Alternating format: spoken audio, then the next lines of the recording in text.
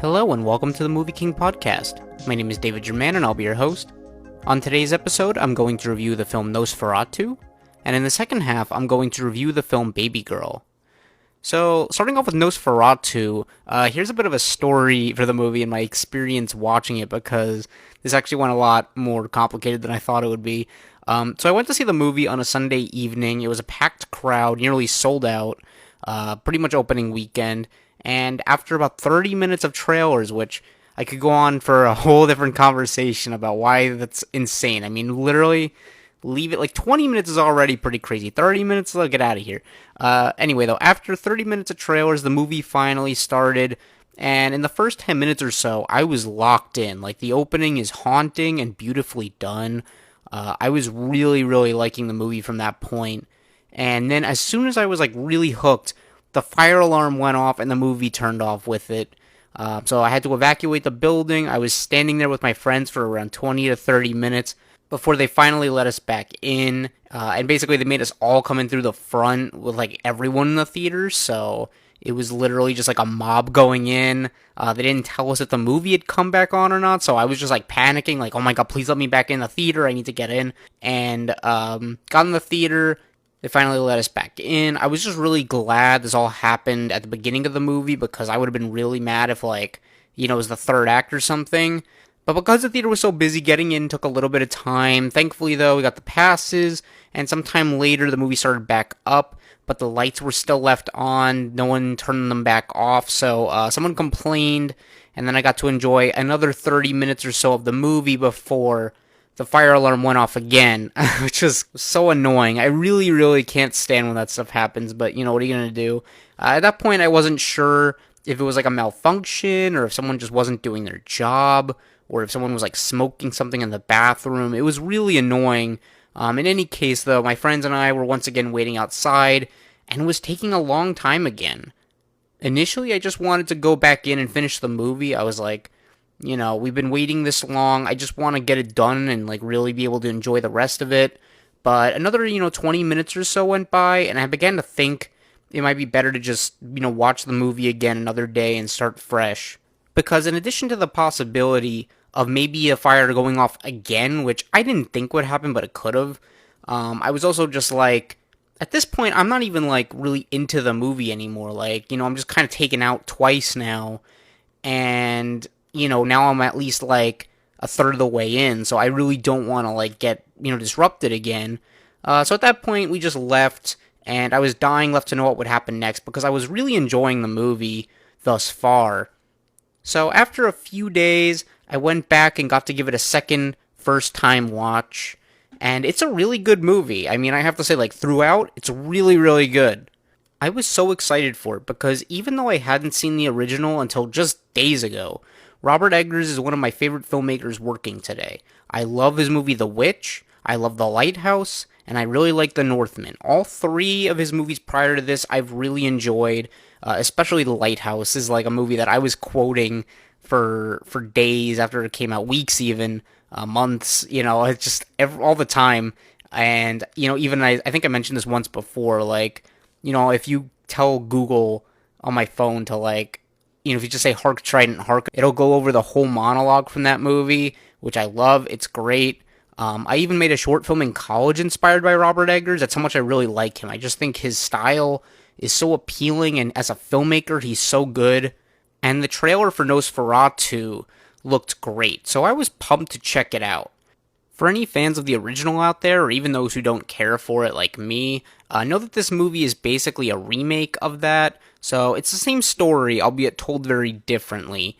This movie is about a man who goes to visit a mysterious figure named Orlok to provide for his wife, and over time it becomes clear Orlok has plans of his own.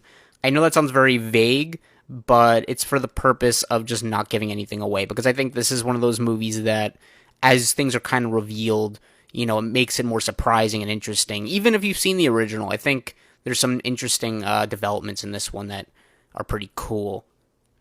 And I did appreciate the original for what it did in its time, but I don't think it aged well, and it wasn't all that interesting because of how limited it was with the technology available. I mean, literally, like, they couldn't talk in the movie, there's no real, like, visual effects going on. It's just a very, like, old-looking movie, and I don't think that's, like, the movie's fault. It's just that with what they had available, and this is, like, a really ambitious story, I don't think they could really do what they set out to do very well. Like, it's not creepy in the way you would hope it would be. It's just kind of, like, goofy, and I don't know. It's a product of its time, but I don't think it aged very well. As for this version, though, it feels a lot more fleshed out, and as a result, has some truly great standout scenes. I really, really love a lot of what this movie does. The original Nosferatu is a silent film, so everything scary about it had to come from the visuals alone, but here the sound design is so incredible and chilling that it startles you before anything is even shown on screen. Like, the sound in this movie, which is, like, the one thing the original lacked completely, is, like, one of the best things in this movie. Like, there's this one scene where these horses are running up towards the camera, and it is so epic and loud and freaky. It's great. It's so good. I really don't think a horror movie has gotten under my skin like this for quite some time. It's very creepy and bleak, and there's some disturbing imagery here that, like, I can't get out of my head. The direction is fantastic by Robert Eggers. As I said before, I love a lot of his movies, and I love the way his movies look and feel. He puts with time periods a lot in his films, and he always does everything he can to transport the audience to a different time and place, and once again he does that here. Like, the way practical effects are utilized also does wonders. Orlok is a real person wearing real clothes.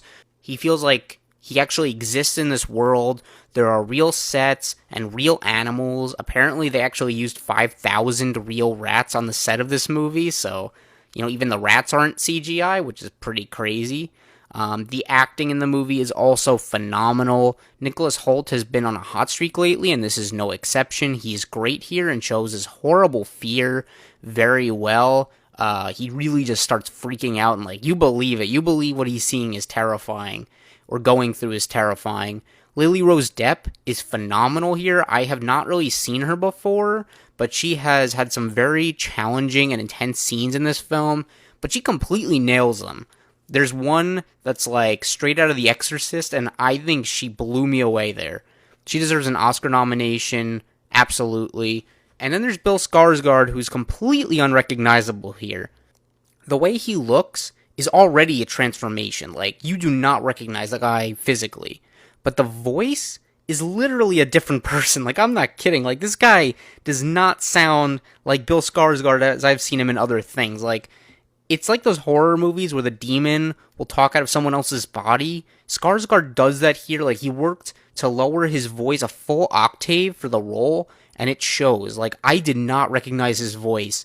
I've seen a lot of people say that online. Like, is that really Bill Skarsgård? Yeah, it is. It's crazy. And the breathing he does is so uncomfortable too, or the lack thereof, I guess. Like, he kind of has, like, a very bad case of asthma or something. I don't know. He was, like, wheezing a lot, but it was really effective. I like that a lot. Willem Dafoe and Emma Corrin are great too in smaller supporting roles.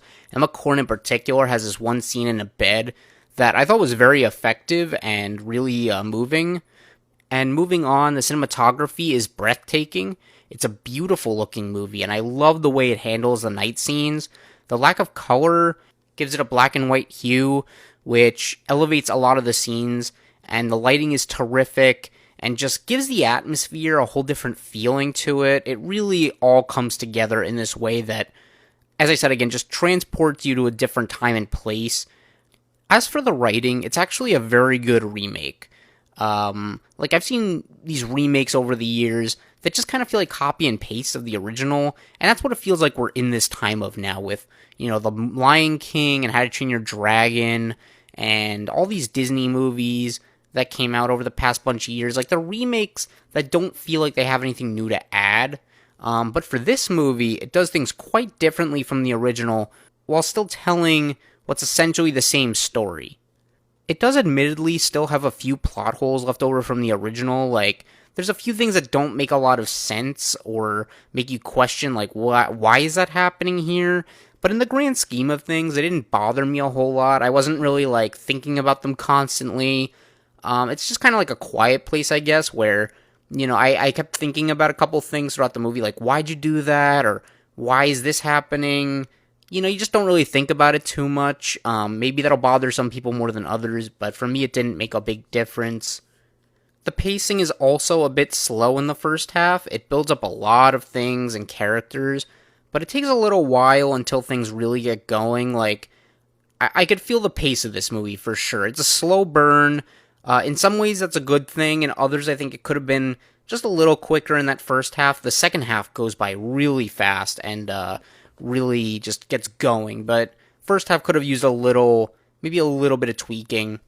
But in conclusion, Nosferatu is a very good movie. It's one of the better horror movies I've seen in years. It's scary, it's tense, it's exciting. There's so much to talk about, and I think Robert Eggers once again has made an awesome cinematic experience. One of the best theater experiences I had in a while, even though the first time the fire alarm went off, and the second time there was someone on their phone, like, several times throughout the movie, which, honestly, why do you do that too? I could go on for hours about why that annoys me, but even so, I was still able to very much enjoy the movie. I'm sure I would have enjoyed it even more had those two things not happened, but I just really enjoyed this movie. Robert Eggers is one of the best filmmakers working today. This movie's going to stick with me for some time, and it's one I'd happily watch again in the future. So I'm going to give it a B+. Alright, and next up is Babygirl. I wasn't entirely sure what to expect from this movie. I didn't have many expectations going in. On one hand, I heard some good reviews from critics. On the other hand, I heard some bad reviews from family. So I went in with a pretty open mind to see what this movie would be like. I don't know, I thought the trailer for Babygirl looked interesting, but nothing too up my alley. I mean, generally these kinds of movies aren't ones I go out of my way to watch, but if I hear they're good, I'll watch it. I mean, that just goes for most movies. Even if it's not a movie I'm interested in, if I hear it's very good, I probably would give it a shot. But this movie is about a CEO who is married and has 2 kids, and when she meets a new intern, things get pretty spicy between the two, and that causes some problems, as well as some love interests and all that kinds of stuff. Now, is this movie well made? Yes. Could I appreciate what it was going for? Yes. Is it a good movie? That's up for debate. It's not a bad movie. I actually think there's a few areas that deserve a lot of credit. But I think it's one of those movies where you can see what it could have been and what it could have done differently to make it more thrilling and bold, as it probably intended to be. But the big person to shout out here, and this movie wouldn't be nearly as good without them, is Nicole Kidman, the AMC mascot herself. Side note, this is actually the second time I've seen a Nicole Kidman movie where they didn't show her ad beforehand, so that's pretty sus, AMC. What's up with that? But another note, before I forget, is that this movie has a scene with lots of flashing lights, and that may affect those who are photosensitive. I'm not, but it gave me a headache, so, I think if you do have, something that involves photosensitivity, I would advise maybe skipping this one, and maybe seeing something else instead. Back to what I was saying before, though, Nicole Kidman is great here. She has to convey a lot, and even when you don't like the choices she makes, Kidman's complexity in the role and performance allows you to kind of see why she does make these decisions, and you can kind of roll with them a little more because of that. Because Nicole Kidman's character here isn't what you'd call a good person or a protagonist you want to root for. But these kind of characters can be pretty interesting because, maybe they don't make a choice you agree with, but if they make a choice that makes sense to who they are, that can be pretty cool. And this movie has a little bit of that. I think Nicole Kidman just really does as much as she can to show that and portray that. She also has to get very physical in this role and do a lot of intense stuff, but she did a great job. She really made it believable and tangible that you could see why she's doing these things. The other major person I want to shout out is Cristobal Tapia de Veer, the film's composer. The score is unlike anything I've ever heard. It almost feels like sound design at times. Like, I'm pretty sure it uses moaning as an instrument of sorts, but it works. It sounds incredible, and I think it adds a lot to the movie. Kind of like the way Challengers did with, like, the really heavy, like, workout sort of feel. Like, this movie has a very different feel to anything I've ever heard. It doesn't feel like, your typical Hans Zimmer or your typical John Williams or Michael Giacchino or any of those. Like, it feels like its own thing entirely, and that works. I think it's really cool. The way it sounds, the way it incorporates into the scenes, it just gives off a different feeling, and I think the score is a very important part to movies of why you feel the way you do watching it. It adds an intensity, it adds, a feeling of calm and reassurance. It just does all these things, and I think it's really one of the best parts of this movie. Generally speaking, it's also a nice looking movie too. It's well shot, there's a lot of color. I maybe shot on film, I can't swear to that, but it looks like it was. And as I started to say, it's an impressive sounding movie too. There's a lot going on in that department that I liked. As for the story though, I think that's where a lot is left to be desired.